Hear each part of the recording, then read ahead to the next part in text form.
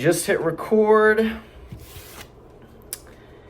And the first question is, who did you spend the most time with when you were a kid?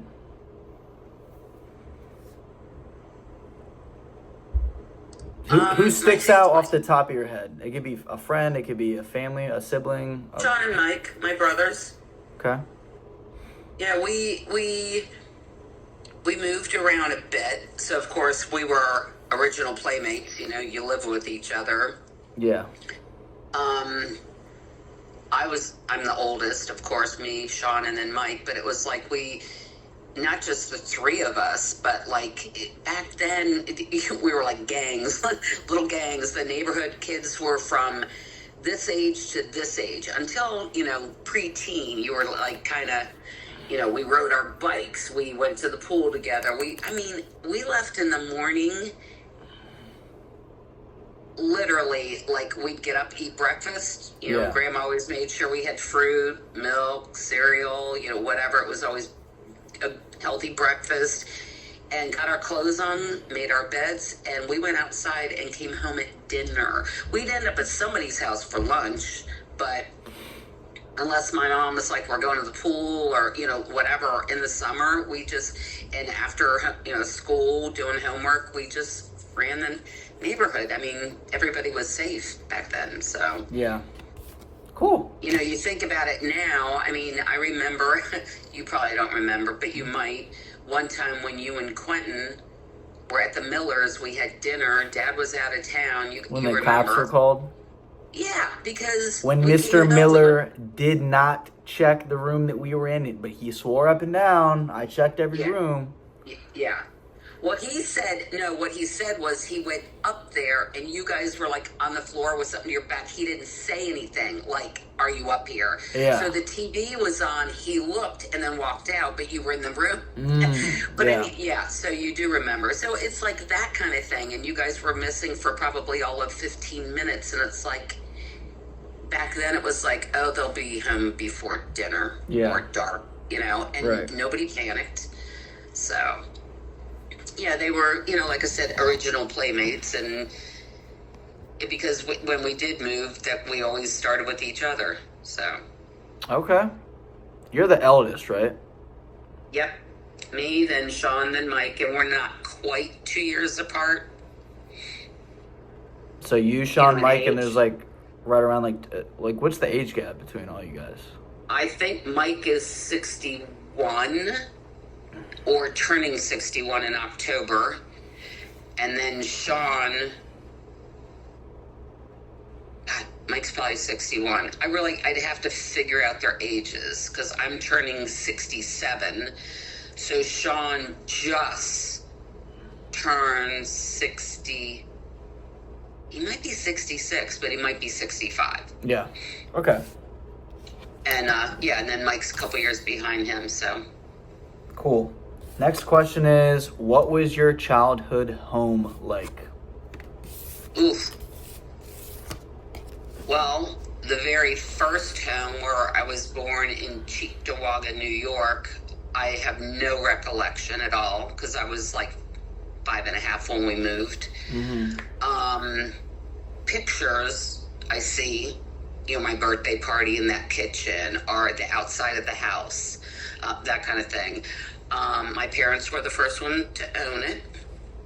They built it when right after they got married, and they built the house. Not they built it, but it was like a brand new. They built. We want that lot, and we want that house, and we want so many bedrooms. The house was built. So, it was a brand new house that was built, and your parents were the first people to live in it. Yes, okay. And all three of us were born there, and Grandpa was from a really big family, and. Everybody, I don't know if you remember the trip. You don't remember the trips to Buffalo at all. No. Yeah. I went there? What's that? I went there when I was a little kid. Hold on. I think so. I'm trying to remember. I think you guys were all there. I had to be like real little because I don't remember that at all. You know what? Maybe not.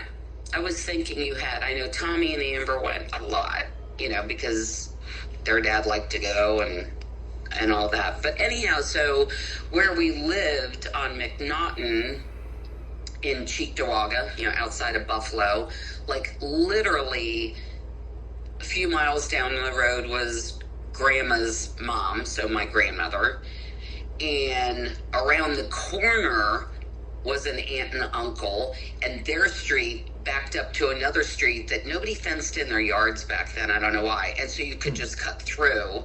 I mean, some people, but it wasn't common. And you could cut through side streets and go from one aunt and uncle to another aunt and uncle, and then we were like around the back. You know what I mean? So It was, we were pretty close. And my other grandmother lived downtown, and so yeah. That was the first one, and then we moved outside of Pittsburgh, Pennsylvania. When you moved when you were 5.5, you said?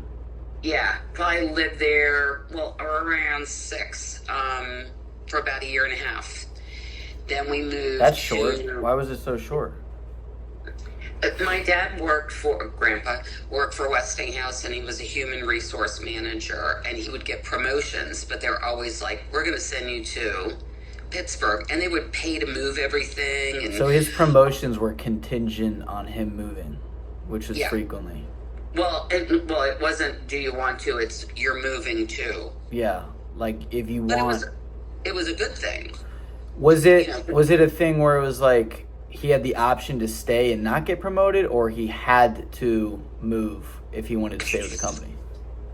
I think he had to move, but I think that's what he wanted to do. Yeah.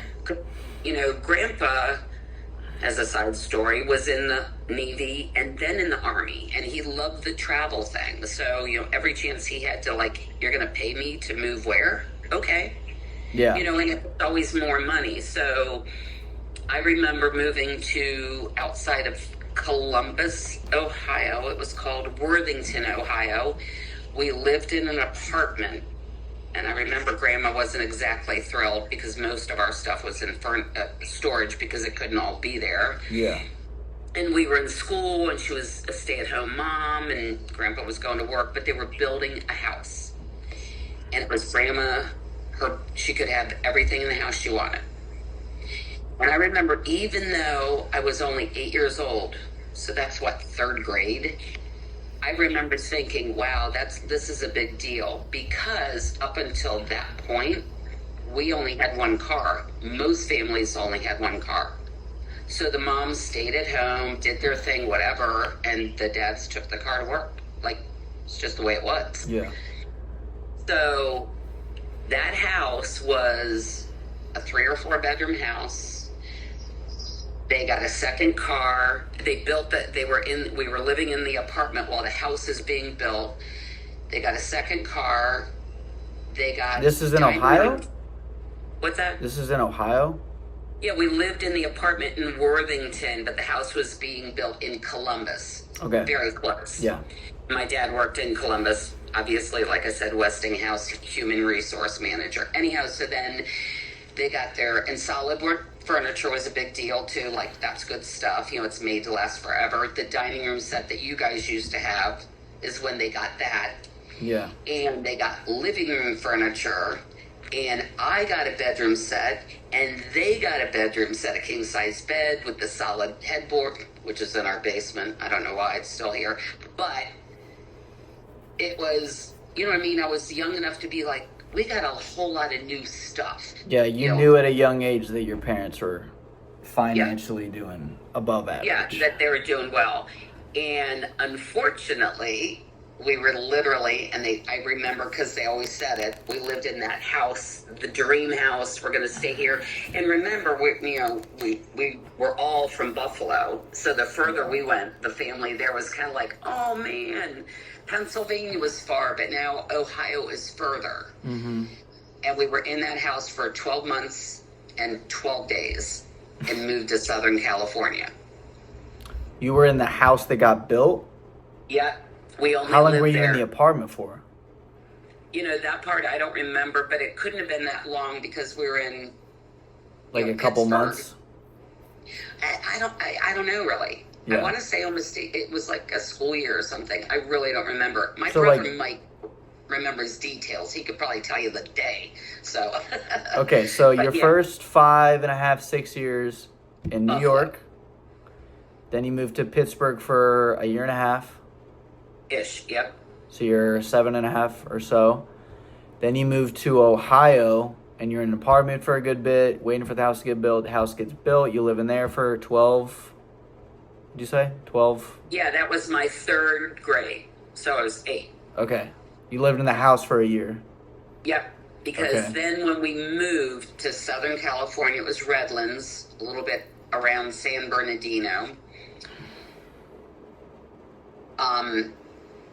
I started 4th grade there. So we moved at some point during the summer.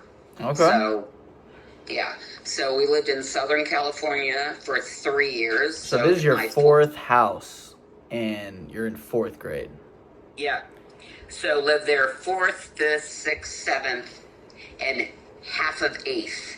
I was so mad because the older you got, The harder. you know, when you're young and you go to school. I remember moving to Ohio and going to school, and my mom literally just drove us to school and said, we just moved here yesterday or over the weekend, and here's their transfer papers, and here's a bag of Tootsie Roll Pops for her to get to her class. And the teacher would say, we have a new student. This is Susan McGilligan. Mm-hmm. And she brought a snack for everybody, and everybody wanted to be your best friend because you were the new kid. Yeah. But sometimes it was, and the older you got, it was harder. So when I moved in the middle of my 8th grade, I was not a happy person because it was already a school year that was established. We moved there in like February. Yeah, And the it was middle of the year. It was a tough school. It was a really tough school. I had seen a lot of, in Southern California, Hispanic students, obviously, that I went to school with. Yeah. And I fit in. So that was okay. But then when I moved to Northern California, the Hispanic kids that were at my school were tough. There was a kid that had a mustache and a little beard, and I'm like, what the hell? Like, you know, and I was very immature. I didn't know a lot. I don't know how much you want me to tell you that story, but What are you're hitting to some? What are you getting at? So I was in the middle of 8th grade. So what are you, 13? Yeah. I was turning 14 that summer, going into 9th grade high school. Okay. Yeah. But we moved to the school, and I have to walk down. BART was a brand new thing in California. It was like the first one, not Mark, but BART was like, I think, the original, whatever, you know, commuter train kind of thing. And it was literally the house we rented. Okay, this is another house we're renting, was literally on the corner, and there was a street, and then you looked and BART was right there. My mom was so mad. But my dad had to move up there quick. They didn't know where they wanted to live, so they were like, let's rent until we know what area of Northern California we want to live in. So we rented. So I'm in the middle of 8th grade. Sean's probably in 6th, and Mike's like in 4th. And they were fine. But I had to walk down the sidewalk, over an overpass, you know, a fenced-in overpass, over to get to the school.